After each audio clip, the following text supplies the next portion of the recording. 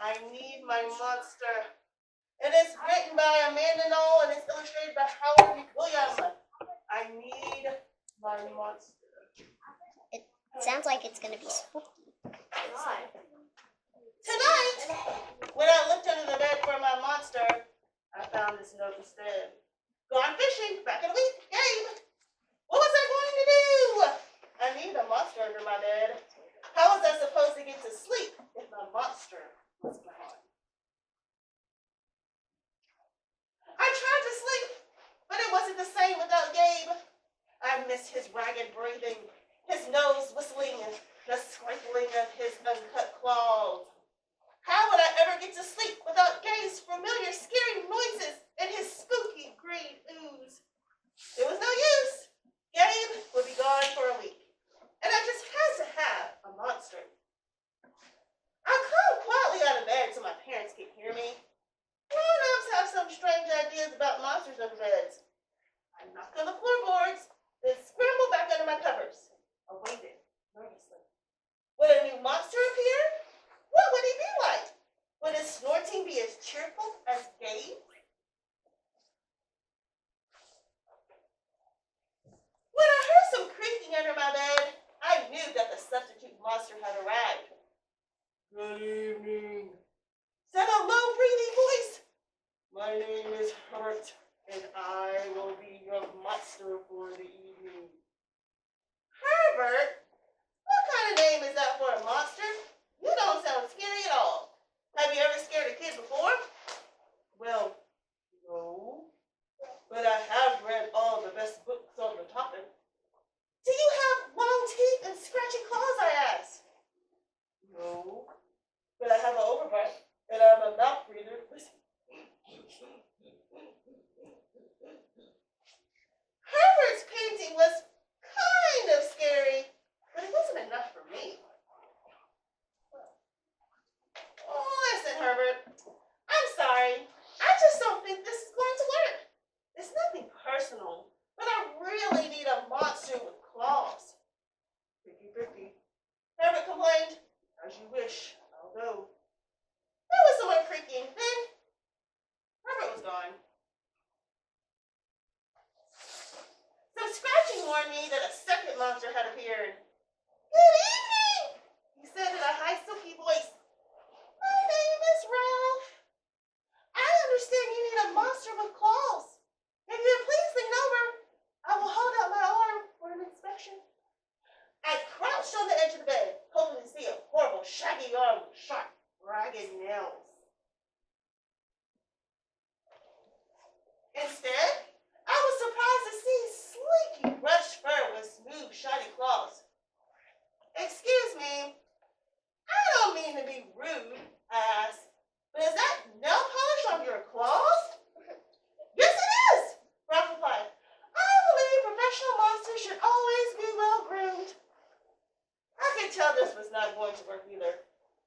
I'm sorry to disappoint you, Ralph, but I need a monster with scary claws. Like Gabe's, I thought. I heard some more scratching, and I knew Ralph was gone.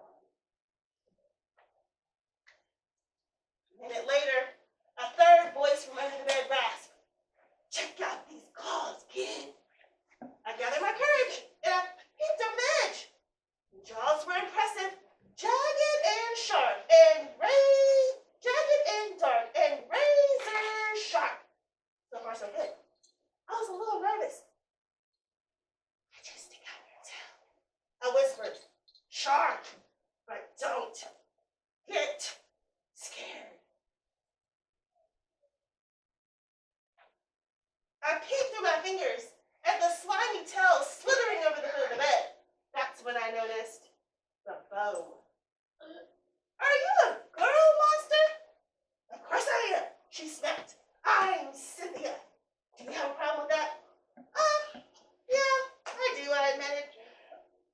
I definitely need a boy monster. Boy monsters are for boys, and girl monsters are for girls. Everybody knows that. Well, aren't you a picky one? She sniffed, and then she was gone.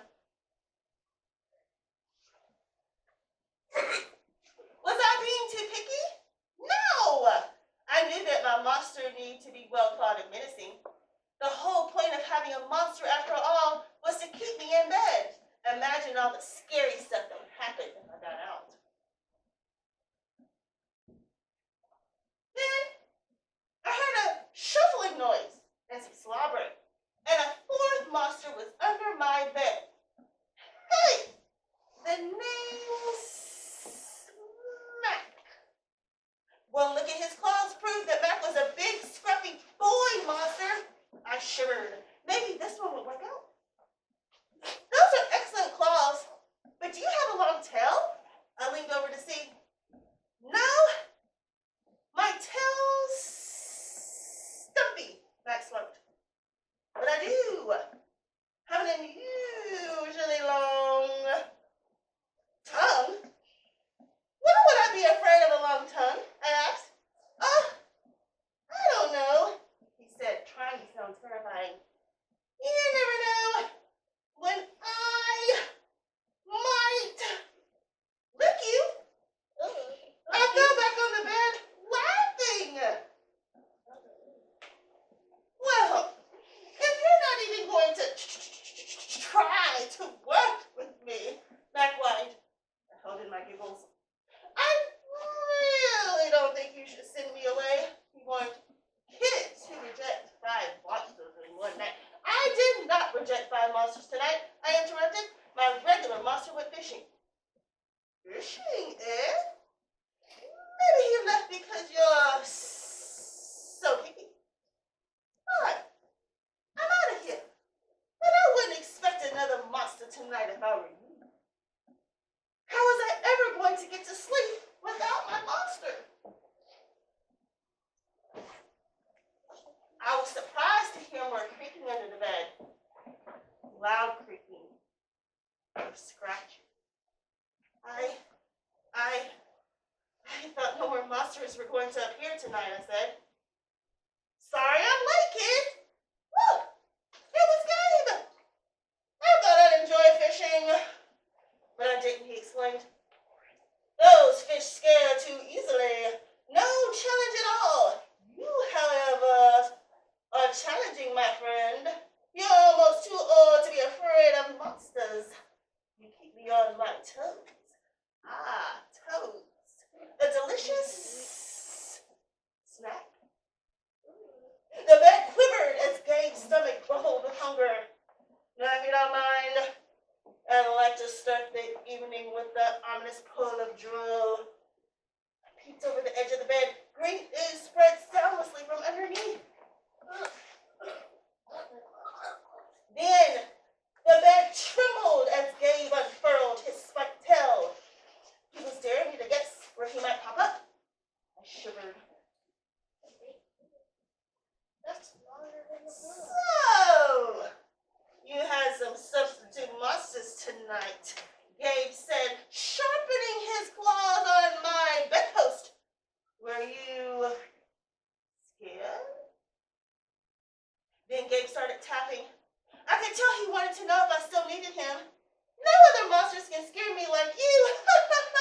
I giggled, diving under the covers and pulling them up tight. Through the blanket, I could hear Gabe's soft, comforting snort. Ha! I knew it. We're made for each other, he growled. When my blanket started to slip off the bed, I knew Gabe was ready to eat. Now, if you please stick out your foot, he said. I'd like to nibble on your pinky. I yanked my blanket back up, and I squished in my feet so Gabe couldn't get them. No toes tonight, but you can have this. I offered, pushing the pillow off the bed. I didn't even hear it hit the floor. Gabe was back. The ooze was perfect. Everything was back to normal. I shivered again. I'd be asleep